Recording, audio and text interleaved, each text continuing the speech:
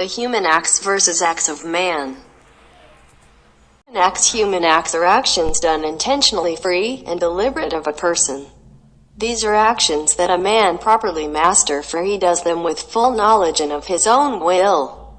Acts which proceed from a deliberate free will. A man is fully responsible with the consequences of his acts, involves in man's responsibility and accountability of the results of her actions. The three of human acts: knowledge, freedom, voluntariness. Knowledge.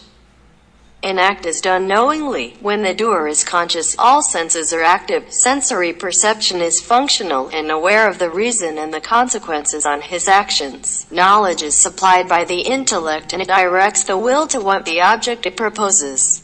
Freedom.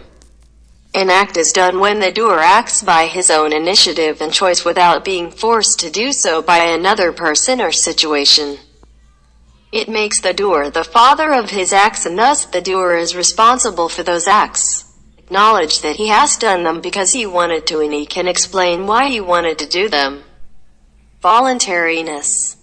To the acts, accepting it as his own, and assumes accountability for its consequences. Naturally inclined to the good, but man may sometimes deliberately choose evil.